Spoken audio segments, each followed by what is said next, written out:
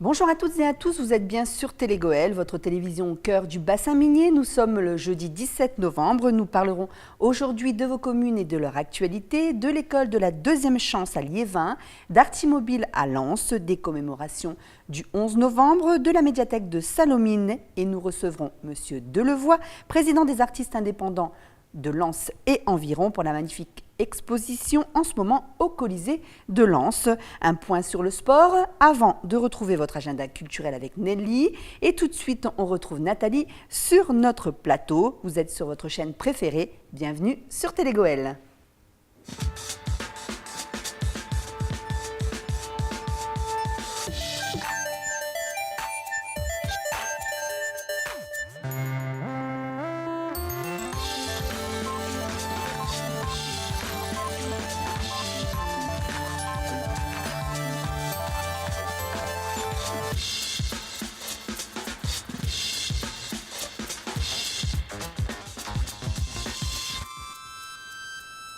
Nathalie, bonjour, comment vas-tu ?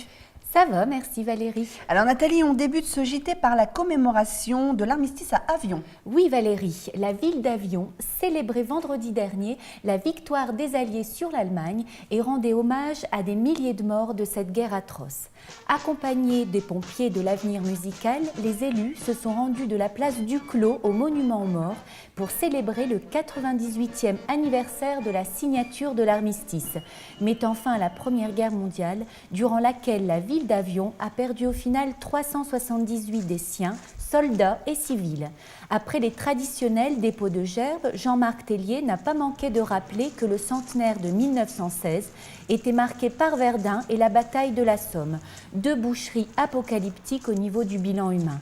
Il a rappelé également que les avionnés de l'époque, obligés de fuir leur cité rasée de la carte, sont devenus des réfugiés de guerre qui, heureusement, trouveront un vrai élan de solidarité et d'empathie, manquant cruellement aux réfugiés de guerre des temps dits modernes, avec l'indifférence devant ces milliers d'immigrés dont les embarcations de fortune chavirent en Méditerranée. Quelques extraits des discours de cette cérémonie. Les victimes de guerre, UFAC, invite toutes les générations, et spécialement la jeunesse, à œuvrer pour un monde plus juste, plus solidaire et en paix. Vive la République, vive la France. 1916, il y a tout juste un siècle, notre pays, notre région, notre ville se trouvait au cœur du premier conflit mondial, au milieu même d'un carnage et d'une boucherie sans nom.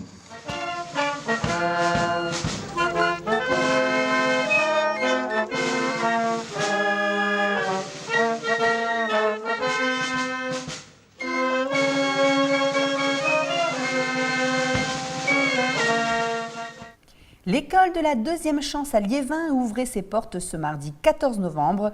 Cette école, pas comme les autres, accueille en priorité des jeunes de 18 à 25 ans, n'ayant ni emploi ni diplôme. Comme son nom l'indique, elle leur permet d'avoir une seconde chance et d'être dirigés vers le monde professionnel plus rapidement. Anthony Vermus s'est rendu sur place. L'objectif de cette école, comme son nom l'indique, c'est de donner une deuxième chance à ces jeunes qui ont été en échec scolaire. Cette deuxième chance va se transformer dans un parcours qui dure à peu près 9 mois. C'est un parcours théorique de 9 mois. Qu'est-ce qu'ils vont y faire ? La première des choses, c'est de les remettre à niveau et de consolider les bases en termes de savoirs fondamentaux. Donc on va les remettre à niveau en français, en mathématiques et en bureautique. Deuxième chose, c'est de définir avec eux leur projet professionnel en fonction de leur aspiration. Et troisième volet, je dirais, de la pédagogie dans l'école de deuxième chance, c'est de travailler sur leur épanouissement personnel. Donc on a plusieurs modules, vie sociale et citoyenne, on travaille avec la mobilité, ainsi que la santé et l'hygiène de vie. Pour faire une pédagogie de qualité, on estimait, quand on a créé l'école, qu'il fallait avoir un groupe de 14 jeunes maximum. Donc on a plusieurs promotions qui vont arriver tout au long de l'année, du mois de janvier jusqu'au mois de décembre. Alors il faut savoir qu'on n'est pas du tout dans le rythme scolaire classique, on est une structure privée, donc on accueille des jeunes, y compris pendant les vacances scolaires.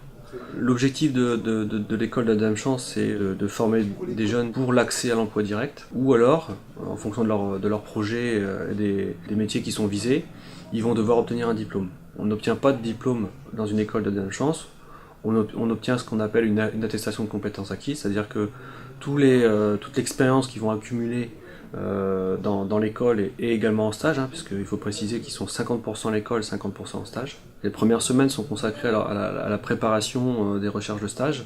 On leur apprend à faire du phoning, à comment se présenter au téléphone, à se présenter en direct dans les entreprises pour ceux qui souhaitent se présenter directement. Donc on les outille en quelque sorte à se présenter et à demander des terrains de stage. L'objectif, c'est quand même avant tout qu'ils trouvent leur stage eux-mêmes. Par contre, quand ils sont en difficulté, aujourd'hui, donc depuis 7 ans d'existence, l'école a à peu près 600 partenaires entreprises, toute taille, tout secteur d'activité confondus. Ça nous permet de nous appuyer sur un panel de partenariats qui peut à tout moment accueillir les stagiaires. Ou alors c'est le stagiaire lui-même qui va chercher son stage dans une entreprise qui n'est pas forcément partenaire de l'école, mais qui peut le devenir par la suite. Alors c'est une porte ouverte un petit peu particulière cette année, on a souhaité un petit peu renouveler je dirais cet événement. D'abord ce sont les jeunes qui présentent l'école, ce sont les jeunes qui sont actifs, ça fait partie aussi de nos principes pédagogiques. Et puis cette année, donc la petite nouveauté, c'est qu'on a un certain nombre d'ateliers thématiques comme le bar à CV, donc si on a un jeune qui vient ici avec un CV, on peut lui donner des conseils. On travaille aussi avec nos partenaires qui sont présents aujourd'hui sur cette journée, comme la mission locale et Pôle emploi. Donc il y a tout un tas d'ateliers comme ça. Je pense aussi également à Facebook, ils sont très, très nombreux à être présents sur Facebook aujourd'hui, les jeunes. Et donc on va leur apprendre aussi à communiquer, comment communiquer sur Facebook, notamment quand on est en recherche d'emploi. À Arnes, 100 ans après la bataille de Verdun et le conflit mondial qui marqua l'humanité, on défile encore nombreux dans la ville pour ne pas oublier l'atrocité de la Première Guerre mondiale. Dépôt de gerbes au mausolée du cimetière, endroit traditionnel de recueillement et d'hommage aux victimes des 2 guerres mondiales. Puis le cortège s'est rendu au monument de 1870 où Jean-Pierre Hesnaut, maire adjoint, a pris la parole au nom des anciens combattants et veuves de guerre. Philippe Duquesnoy, maire de Arnes, a rappelé quant à lui le devoir de mémoire qui est essentiel aujourd'hui et a conclu par « Nous devons tout faire pour ne plus vivre ça ».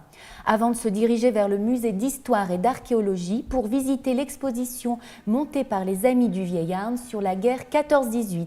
Quelques extraits de cette commémoration.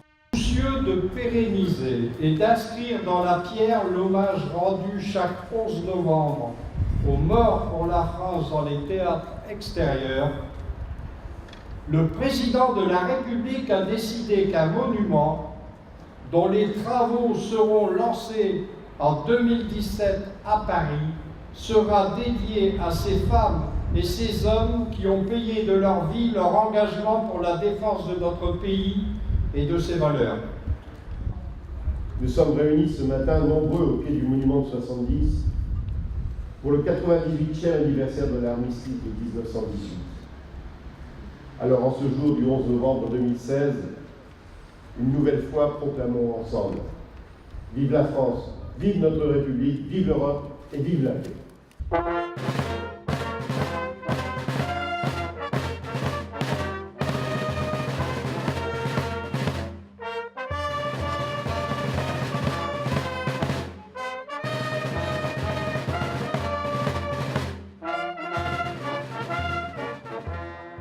La médiathèque Adam de la Halle de Salomine, située à la Maison de l'Art et de la Communication, a fait peau neuve. En effet, nouveaux équipements, nouvelles dispositions et quelques travaux ont rendu ce lieu encore plus accueillant pour emprunter romans, CD, DVD ou encore BD, comme a pu le constater notre journaliste Christophe Billoire.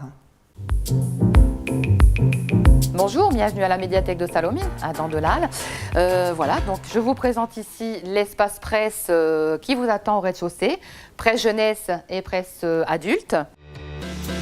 Vous pouvez en même temps constater que nous avons changé tout le mobilier et que ce mobilier est sur roulette, ce qui nous permet à certains moments de pouvoir soit déplacer les espaces, soit d'aménager la médiathèque au moment d'une lecture spectacle. Alors également, dans les nouveautés, l'automatisation du prêt. Il suffira à ce moment-là de passer la carte, votre carte de lecteur et d'enregistrer vos prêts en les posant sur la platine et de faire la même chose pour le retour.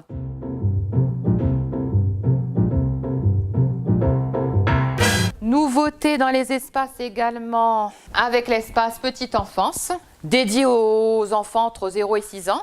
Alors, soit pour des accueils particuliers, de groupes avec les maternelles ou des petits groupes d'enfants en animation. De même que les mamans qui veulent venir et s'y installer calmement avec leurs enfants.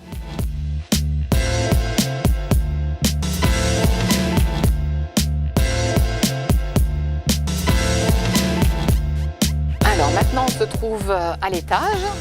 Vous voyez directement quand on arrive que nous avons à disposition 2 canapés. Vous pouvez vous y installer tranquillement pour lire les revues, pour lire des extraits d'ouvrages. Quand on tourne un petit peu de ce côté-là, on a l'espace de travail. On passe d'abord les fictions et ensuite on arrive dans l'espace de travail avec les documentaires, le fond de livres d'art. Voilà. Et on peut tranquillement s'installer ici pour travailler, bon aussi pour lire, hein, ceux qui veulent lire, mais pour y travailler, notamment pour les groupes du collège et du lycée.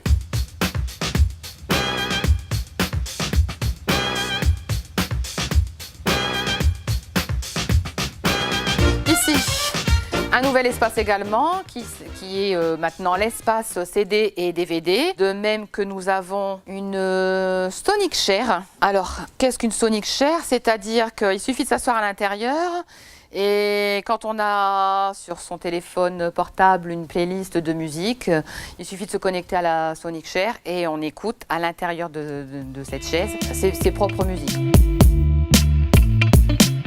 Donc ici à l'étage, d'ici quelques jours, vous aurez la possibilité de travailler sur quelques postes informatiques. On en aura 4 à l'étage et 4 au rez-de-chaussée également. Voilà, nous espérons que cette visite vous a plu, qu'elle vous donnera envie de venir nous voir à la médiathèque. N'hésitez pas à pousser ces portes, sachant que les horaires ont été un petit peu modifiés. N'hésitez pas à venir nous solliciter, à venir vous asseoir dans cet espace presse et poser toutes les questions qui vous viendront à l'esprit. À très bientôt. Mise en place par la FNCPA, Fonds national de communication et production de l'artisanat et les chambres des métiers, les Artimobiles étaient au collège Jean Zay de Lens pour promouvoir les métiers de l'artisanat dont je vous rappelle le salon se tient tout le week-end à Bollard-de-Lelys. Christophe Billoire est allé visiter ces véhicules aménagés. Faire découvrir l'artisanat et les métiers d'art par le jeu et la vidéo, c'est ce que les chambres des métiers ont décidé de mettre en place avec les Artimobiles, des véhicules équipés de tablettes avec lesquelles les élèves vont pouvoir découvrir 250 métiers du secteur, comme les collégiens du collège Jean Zay de Lens. Alors en fait, Artimobile, c'est un événement qui existe depuis 2006, qui est financé par le Fonds national de promotion et de communication de l'artisanat. En fait, on parcourt toute la France, on s'installe dans les collèges pour faire la promotion des métiers de l'artisanat et permettre aux jeunes de 4e, de 3e et de 5e de découvrir les métiers qui existent dans l'artisanat. Un concept innovant qui passe par 3 étapes. Un premier temps en classe où un professionnel de la formation va leur expliquer l'artisanat et corriger leurs préjugés sous forme de quiz. Ensuite, ils vont utiliser l'appli Artinavig sur les véhicules avec un animateur pour terminer par dialoguer avec de vrais artisans et apprentis du département qui témoignent de leur parcours et de leurs expériences. L'intérêt du dispositif, c'est la sensibilisation et l'information auprès des jeunes. Donc, on s'aperçoit que l'activité plaît beaucoup, puisqu'on a beaucoup de retours et de félicitations en fait, des collèges, des collégiens eux-mêmes, des professeurs qui sont très heureux de notre venue, et les conseillères d'orientation et les CDI qui notent une augmentation de la fréquentation et de la réflexion sur l'orientation des jeunes. Si on surdimensionne l'appareil, on a tendance à le mettre au ralenti. Martine Ramoneuse était venue discuter avec les jeunes de son métier, une des professions représentées dans les 6 domaines, mode, beauté, art et patrimoine, mécanique, transport, gourmandise, art de la table et nature, dans les Artimobiles, un outil très pédagogique, très utile pour le principal du collège, Monsieur Le Sage. Nous sommes dans une dynamique et on est dans une pédagogie qui est une pédagogie véritablement interactive. Paradoxalement, contrairement à ce à quoi on aurait pu s'attendre, on s'aperçoit que ce n'est pas forcément la phase 2, c'est-à-dire la phase de contact avec les tablettes qui a été le plus plébiscitée ou qui a le plus intéressé nos élèves, mais bien la phase 3 qui est la phase de contact humain, de partage d'expériences humaines avec notamment l'apprenti et le maître de stage stage, ou en tout cas l'artisan qui était là.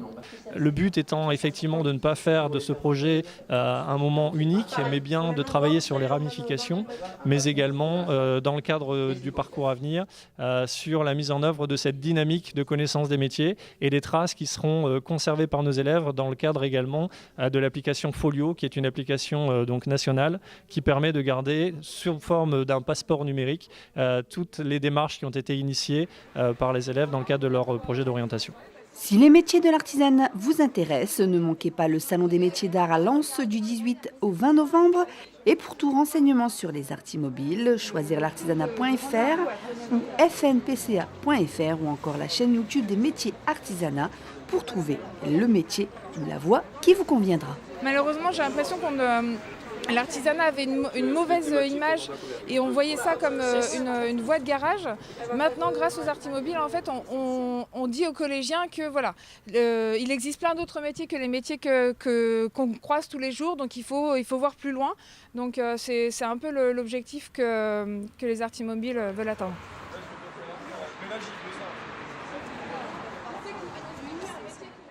Samedi dernier, en mairie de Arnes, avait lieu une réception en l'honneur des nouveaux habitants afin de leur souhaiter la bienvenue et de leur apporter tous les renseignements nécessaires à une bonne intégration dans la commune. Présentation des services administratifs, des écoles, des commerces et des nombreuses associations. Monsieur le maire a présenté son équipe, adjoint après adjoint, et expliqué leur délégation et continué la réunion en listant les nombreux équipements sportifs ou sociaux de la ville. Les nouveaux Arnésiens ont été invités à participer à la vie de la commune par le biais des associations sportives ou culturelles et une pochette a été remise aux familles contenant une BD de la ville, un guide municipal et une clé USB. Les commémorations du 11 novembre ont été l'occasion d'organiser des animations autour du musée Guerre et Paix, Lens 14-18 à Souchet. Descente au flambeau, visite guidée de Laurette et de l'Anneau, visite comptée dans les yeux de Jules et Marie, spectacle 14-18, moment musical dans l'Anneau, atelier enfants Nénette et Rintintin. Au total, 1500 personnes sont venues sur le site durant ces 3 jours de commémoration.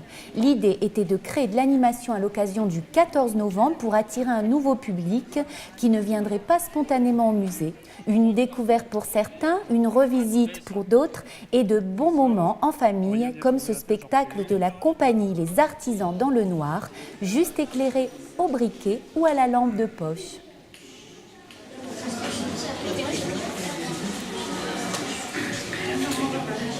Alors Martin, si se tremper dans le lait et arroser de kirsch. Noël 1916, en plein Artois.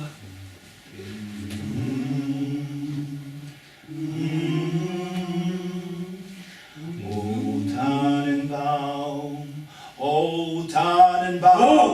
et les boches à 30 mètres en face. Et les vins, dis-nous les vins, Maurice.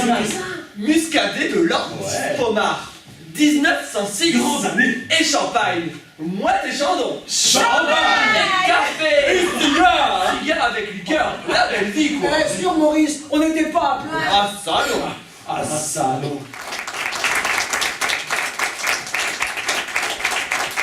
Chaque fin d'année, au musée du Louvre-Lens, la Galerie du Temps se renouvelle. Des œuvres prêtées par le Louvre partent et sont remplacées par d'autres. Cette année, la rotation sera particulièrement importante avec l'arrivée de 54 nouvelles œuvres, dont un magnifique tableau de Rembrandt, le philosophe en méditation. Pour opérer ce renouvellement, la Galerie du Temps sera donc exceptionnellement fermée le lundi 21 novembre, sauf pour l'exposition L'Histoire commence en Mésopotamie, qui restera accessible. Les travaux se poursuivront dans la Galerie du Temps les mardis 22 et 29 novembre. Les visiteurs pourront découvrir la nouvelle collection de la Galerie du Temps à partir du mercredi 30 novembre et en particulier les samedis 3 et dimanche 4 décembre dans le cadre du Louvre-Lens Party, un grand week-end festif et gratuit qui coïncidera également avec l'ouverture de Miroir, la nouvelle exposition du pavillon de verre consacrée à la thématique du miroir et de ses reflets dans l'art de l'Antiquité à nos jours. Enfin, le musée sera exceptionnellement ouvert les mardis des vacances de Noël, soit les 20 et 27 décembre, pour vous permettre de le visiter en famille. Noël approche et les dames du club du Grand Moulin ont présenté aux Arnésiens leur grande collection d'objets, vêtements et jouets en tout genre pour leur traditionnelle vente expo annuelle. Faites de laine, de chiffon ou de carton, les différents petits cadeaux potentiels vendus à des prix défiant toute concurrence feront certainement le bonheur de nombreux enfants ou adultes pour ces fêtes de fin d'année. Aider les artisans à s'approprier les innovations numériques, accompagner les pratiques innovantes en faveur de la rénovation énergétique et associer l'artisanat aux stratégies de redynamisation économique et aux projets de renouvellement urbain de l'agglomération sont les 3 axes principaux de cette convention signée mercredi soir entre la communauté d'agglomération de Lens-Liévin et la Chambre des métiers et de l'artisanat. Fort de ses 6 000 salariés et 2 409 enseignes, l'artisanat pèse un poids non négligeable dans notre secteur géographique et l'objectif est de densifier le maillage de ces entreprises sur les 36 communes de l'agglo. La CAL nourrit ainsi l'ambition d'user du levier artisanal comme outil majeur au service du développement du territoire. L'émergence de clusters des métiers d'art en reste une parfaite illustration. La volonté est de donner des moyens supplémentaires pour renforcer la place de l'artisanat sur notre agglomération. Oui, c'est un engagement de la communauté d'agglomération d'accompagner les entreprises artisanales, d'accompagner le tissu économique local et en plus particulièrement les artisans qui sont là aussi un élément fédérateur, un élément aussi sur ces dernières années qui a montré son dynamisme avec un taux de création important. Et puis une particularité chez nous peut-être un peu plus qu'ailleurs, c'est que les entreprises artisanales ont plus de salariés que dans le reste du territoire national. Et donc là, on essaye d'amplifier encore, d'accompagner ces entreprises artisanales pour que dans le cadre des filières d'excellence que l'on a sur notre territoire, par exemple sur la 3e révolution industrielle, les rénovations thermiques, sur le numérique, on puisse aussi les associer et qui là aussi puissent décrocher des marchés, pouvoir déployer des nouveaux sujets, en tout cas de développement pour leur activité et demain embaucher la main-d'œuvre qui est prête sur le territoire parce qu'on a aussi les structures de formation. Donc on essaye de boucler un peu un dispositif d'accompagnement plus large au travers de cette convention et au travers des moyens qu'on lui donne pour que l'artisanat qui est un fleuron de notre territoire soit encore un peu plus porteur et aille chercher des marchés bien au-delà. C'est un acte important, je crois, pour le territoire, mais également pour les artisans. Le fait d'avoir ce partenariat qui se renouvelle mais qui s'amplifie, de façon à permettre au territoire d'avoir plus d'artisans, plus de salariés, plus de services à rendre à la population, plus de liens sociaux, et de façon à rendre la possibilité aux artisans eux-mêmes d'avoir un marché qui évolue, une capacité de pouvoir s'adapter aux nouvelles technologies, à l'économie numérique, de façon à pouvoir utiliser les nouvelles technologies en termes d'environnement et donc de trouver de nouveaux marchés. Et la Chambre de métiers et la CAL se sont associés pour justement être dans cette prospective qui, au bout du compte, devrait permettre au territoire de rattraper un retard un peu historique en nombre d'artisans et en nombre de salariés dans l'artisanat. On veut aussi inscrire l'artisanat dans la durée et aussi par rapport à notre projet de territoire qui va être structurant sur l'agglomération et donc de pouvoir inscrire le tissu artisanal mais en même temps notre partenariat sur une ambition partagée sur les 3 prochaines années. Donc je pense que pour le territoire, pour l'artisanat, pour la Chambre de métiers, c'est extrêmement important. Ne manquez pas, à partir du 21 novembre sur Liévin aura lieu la Semaine de l'eau. En effet, de nombreuses animations, ateliers, expositions et visites auront lieu dans la commune, notamment au centre Nautica qui invitera les enfants à comprendre le fonctionnement d'une piscine et à faire prendre conscience de l'utilisation modérée que l'on doit faire de cette denrée considérée comme de l'or dans certains pays du monde. Tous les renseignements sur le site de nautica.fr ou de la mairie de Liévin. Ça se passe du 21 au 26 novembre. Anthony, notre journaliste, se plongera certainement sur ce sujet. Ce week-end a lieu également dans toute la France la grande collecte de France et d'Afrique des 19e et 20e siècles, organisée par les Archives de France en partenariat avec la Bibliothèque nationale de France. La grande collecte est une opération nationale appelant tous les Français à présenter ou à remettre leurs papiers personnels ou familiaux aux institutions partenaires de l'événement pour compléter les collections et retracer l'histoire de notre pays. Après leur remise, ces documents sont numérisés puis mis en ligne. Vous pouvez déposer vos documents à la mairie de Lens au service des archives. Pour tout renseignement, www.lagrandecollecte.fr. C'est une des plus belles expositions annuelles du Colisée de Lens, l'exposition des artistes indépendants de Lens et des environs. C'est en ce moment. On accueille tout de suite Monsieur Patrice Delevoye, le président de l'association, pour nous en parler.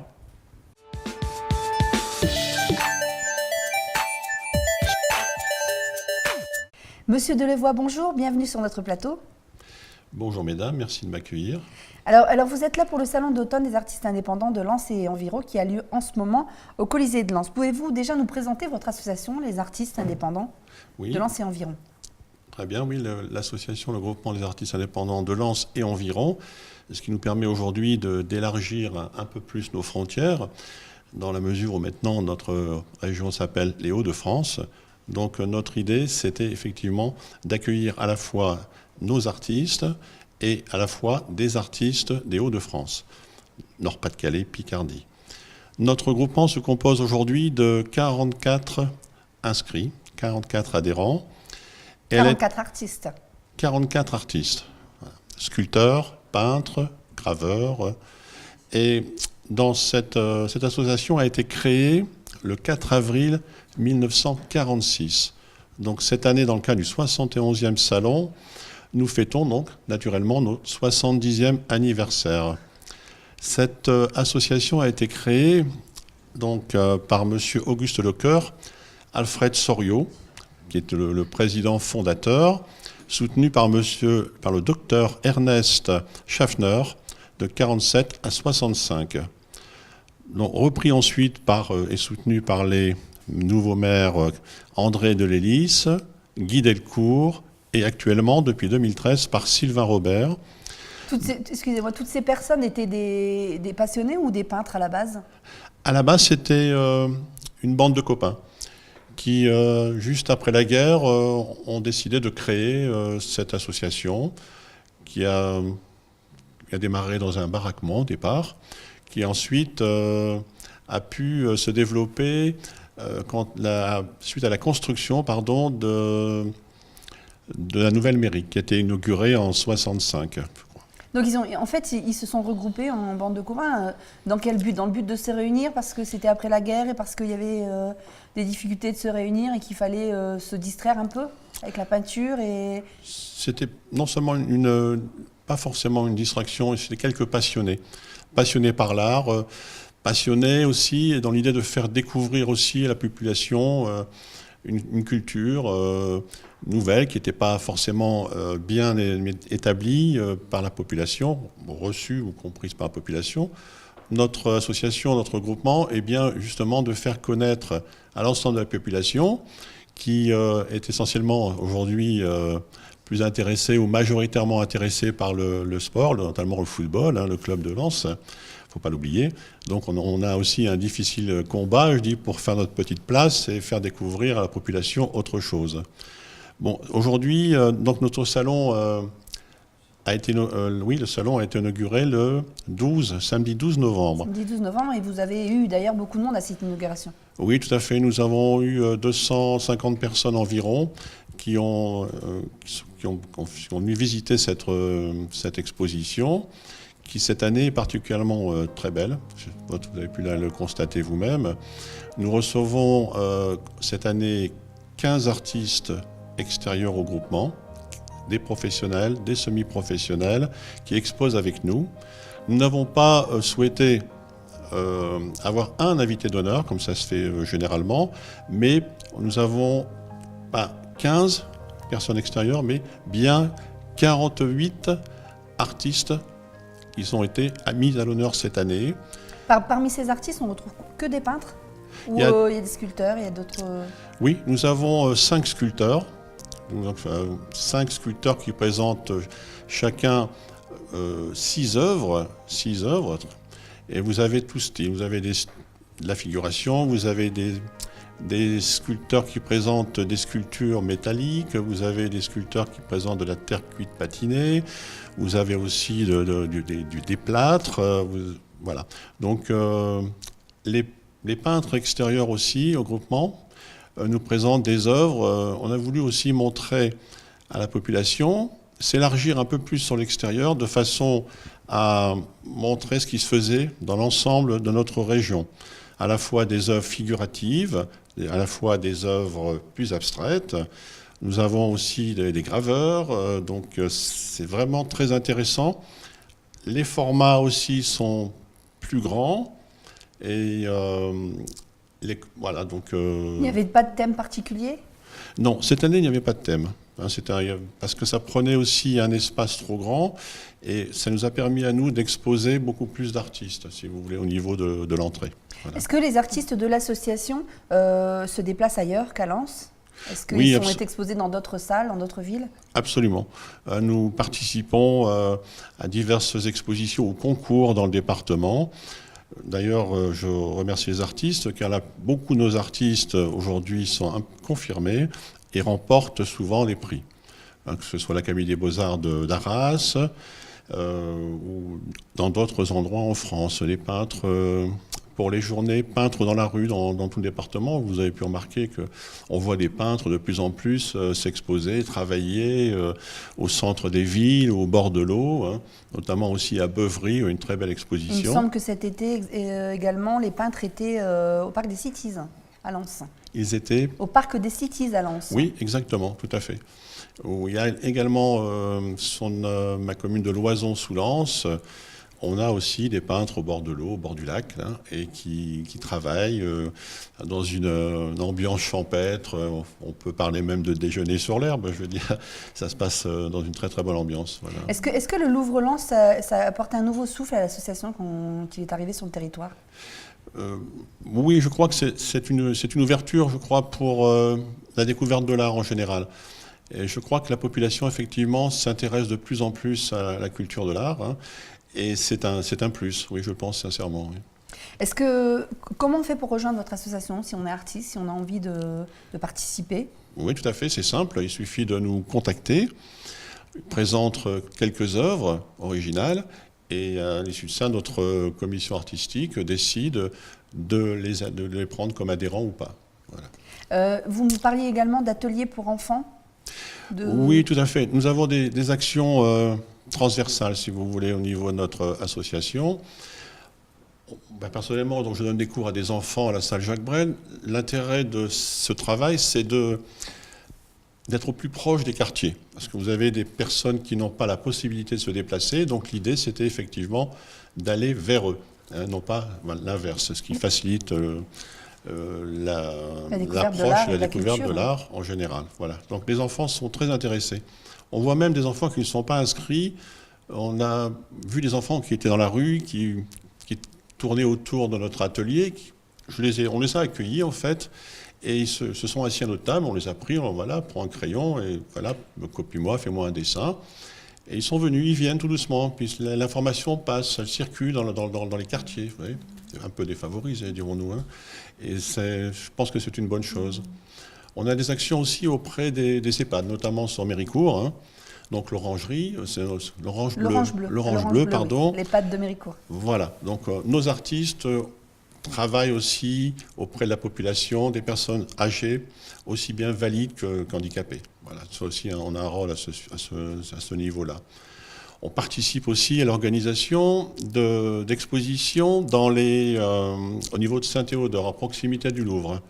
L'église Saint-Théodore, qui est l'association ACV Saint-Théodore, donc on participe aussi à la présentation d'expositions dans cette église. L'année prochaine, nous devrions présenter une exposition au mois de mai sur le thème de la paix. Parce que nous fêtons la paix l'année prochaine, hein, donc vous avez certainement entendu parler. Voilà, globalement, vous avez aussi des actions auprès d'enfants. Nous avons un projet aussi avec Madame Vignon que j'ai rencontrée, la directrice du centre Dumas, qui va être inauguré le 26 novembre. À cet effet, lors du décrochage de 24, nos œuvres seront transférées dans ce centre le jour de l'inauguration. Est-ce qu'on peut acheter les œuvres au salon, quand on vient au salon ? Tout Une à œuvre fait. nous plaît, est-ce qu'on peut l'acheter ? Absolument. Vous avez un catalogue à l'entrée, vous choisissez une œuvre que vous voulez offrir, par exemple, comme cadeau de Noël ou dans d'autres circonstances. Ça tombe bien. Ça tombe bien, exactement. Ensuite, si vous êtes intéressé par l'œuvre, comme je disais, vous nous demandez à l'accueil, on a un catalogue avec les prix, et on vous donne l'information pour vous mettre en contact directement avec l'artiste. Avec l'artiste. Alors, on va rappeler le lieu, les horaires et les dates de ce salon d'automne. Oui, tout à fait. Donc, le salon est fermé le lundi. Par contre, il est ouvert le mardi, le jeudi et le vendredi en continu de 9h à 18h. Le mercredi, 15 à 18h. Et les week-ends, cette année, nous ouvrons le samedi et le dimanche de 15h à 18h. Et ce jusqu'au 26 novembre. Jusqu'au 24 novembre, Jusqu'au 24 novembre. Jour de la remise des prix. Voilà, donc où les artistes attendent la plupart. Est-ce que c'est moi qui vais avoir un prix ou pas? C'est toujours délicat de faire le choix parce que là, on est vraiment gâté cette année par la qualité des œuvres. Alors, n'oubliez pas, je pense que ça se complète. Il y a le Salon des métiers d'art également ce week-end. Vous en prendrez plein les yeux de tout ce travail de ces artistes. Donc, vous ferez un petit tour au Salon des métiers d'art et puis à l'exposition du Colisée à Lens, l'exposition des artistes indépendants de Lens et des environs. Monsieur Delevoye, merci. Merci à vous. Allez, je vous le rappelle, allez nombreux au Salon d'automne. Oui, et également. Et puis à très bientôt, certainement l'an prochain, on reparlera d'exposition. Absolument. Merci beaucoup. Tout de suite, on retrouve notre rubrique sport avec Fred Peter.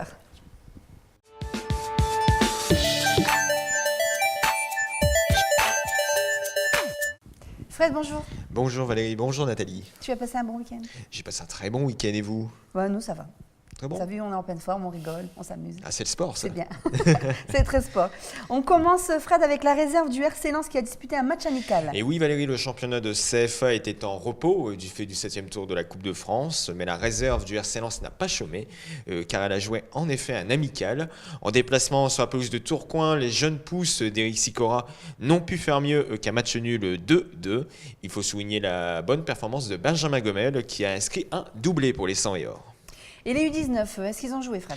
Alors, ils ont même fait mieux, Valérie. Ils ont gagné 3-1 face à Boulogne-sur-Mer grâce à des réalisations de Christopher Bousmar, Modibo Sagnan et Corentin Lemaire. Au classement, Lens reste deuxième derrière Le Havre. On en vient à la Coupe de France, Fred, et malheureusement, le CSA n'est pas passé. Et non, les hommes de Mimoun Zegaï se sont inclinés au Portel sur le score de 3-0. De leur côté, le Racing Club de Lens s'est fait un peu peur contre l'Olympique marquois à Villeneuve-d'Ascq, mais a quand même réussi à décrocher sa qualification pour le prochain tour sur le score de 3-0. A noter que le petit poussé Stenvord s'est fait sortir avec les honneurs contre Maubeuge au tir au but.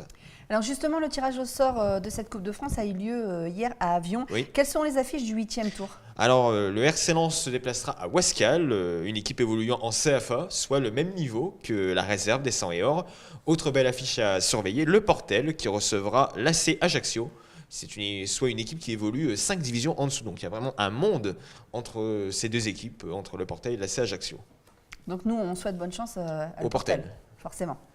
On passe au handball et les carabiniers de Billy-Montigny qui se sont bien repris. Oui Valérie, après la claque 38-27 sur le parquet de Faches-Tuménil, les Bilisiens se sont imposés d'un petit but ce week-end contre Gravelines, 25-24 dans leur fidèle salle Othello-Troni.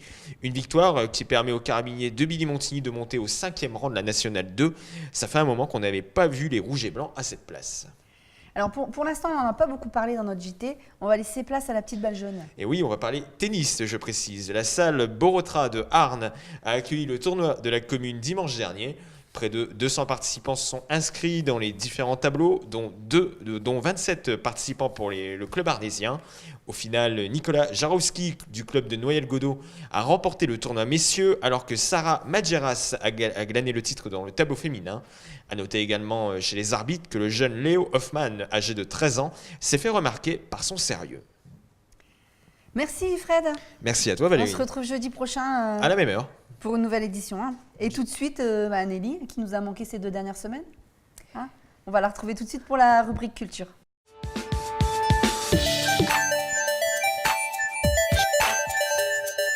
Bonjour Nelly. Bonjour Valérie, bonjour retour, Nathalie. Enchantée de revenir vous retrouver et retrouver notre public. Alors Nelly, on débute par 2 rendez-vous lecture et une conférence. Oui Valérie, d'abord le mercredi 23 novembre à 15h et 19h au Café des Projets de Salomine pour un spectacle lecture intitulé « Discours ayant changé le monde » par la compagnie TDC. Alors comme vous l'imaginez, c'est un beau spectacle sur le poids, le sens, la valeur des mots, des prises de parole notables, marqueurs du temps. Donc puis, le jeudi 24 novembre à 18h, à la scène du Louvre-Lens, pour une conférence sur les conceptions de l'art médical dans le Proche-Orient par Stéphane Moll, assyriologue. Nelly, le centre culturel Jacques Prévert de Warnes propose une soirée théâtre le vendredi 18 novembre à 20h30. Oui, donc les filles, vous nous avez parlé la semaine dernière du temps fort entrée en matière donc de culture commune scène nationale. Eh bien, il continue ce temps fort donc à Arnes avec la représentation de Naz par la compagnie Sens Ascensionnel. Donc je vous conseille ce spectacle fort qui traite donc sans tabou des jeunes qui cherchent leur place dans notre société. Alors, on poursuit en musique, Nelly ? Oui, Valérie, si je te dis crier tout bas, tu penses à une double dose de style. D'abord la figure de style, en l'occurrence l'oxymore, et puis surtout à une femme de style, j'ai nommé Cœur de pirate. Donc crier tout bas, c'est l'un de ses incontournables succès qu'elle entonnera donc très certainement le jeudi 19 novembre à 20h30 au théâtre Le Colisée de Lens. On enchaîne, Nelly, avec un rendez-vous bien installé et reconnu sur le territoire. Oui, en effet, le Sam Blues Festival s'installe pour 2 soirées et 2 lieux. Donc le vendredi 18 novembre à 19h30 à l'espace Jean Ferrat Avion avec à l'affiche Matthew Scholar Band, Back to the Wood, Little Willie Metto, et le samedi 19h30 à 19h30 à l'espace culturel et public La Gare à Méricourt avec cette fois sur scène entre autres Sidney Ellis, Oral on the Backside. Donc en résumé, une superbe soirée, donc 2 superbes soirées, donc un véritable week-end où son blues, gospel, jack et roots au rendez-vous. En plus, on leur souhaite un bon anniversaire à Back to the Roots ou au Sam Blues parce que je crois qu'il y a un anniversaire à fêter. Oui, tout à fait. Ce week-end-là. Nelly, tu conclus cette page de culture avec quelques sorties, expositions. D'abord au Colisée de Lens. Oui, Valérie, donc on en a parlé avec notre invité, un rendez-vous de saison, le salon d'automne des artistes indépendants de Lens et environ, donc à voir jusqu'au 29 novembre. J'enchaîne avec l'Arc-en-Ciel à Liévin qui vous propose de mieux appréhender l'art urbain en accueillant les travaux du plasticien et street artiste Jalouse et du photographe Guylain Deck jusqu'au 17 décembre. Donc à signaler, un goutard ce samedi 19 novembre de 14h à 16h. Donc pour conclure, je vous suggère également une exposition joliment nommée Au fil du texte, Us et Couture et sa visite guidée 7 d'un coup d'Emmanuel Sage-Lenoir et Inge Zorn-Gauthier. Donc cette exposition, vous l'avez compris, traite du tissu du vêtement à travers le prisme d'œuvres littéraires. Elle sera visible à la médiathèque Émile Zola à Avion jusqu'au 3 décembre. Donc une exposition qui parle de vêtements et qui appelle finalement à se tenir chaud en plein mois de novembre. Forcément, on craque et on s'y rend. On s'y rend et on se rend également, je vous en ai parlé tout au long de ce JT, au Salon des métiers d'art de l'IMAP qui a lieu dans les salons du Stade Bollaert. Une visite instructive et étonnante au cœur des métiers d'artistes, fabricants. Allez-y nombreux, un bon moment à passer en famille. C'est fini pour aujourd'hui. Nathalie, au revoir. Nathalie, pardon, au revoir. Nelly, au revoir. À bientôt. Fred, on lui souhaite un bon retour. On se retrouve jeudi prochain pour une nouvelle édition. N'hésitez pas à nous laisser vos commentaires sur le Twitter ou le Facebook de la chaîne et retrouvez votre JT sur telegoel.fr et sur notre chaîne YouTube Télégoël. Bonne soirée et bonne journée à tous et à bientôt sur Télégoël.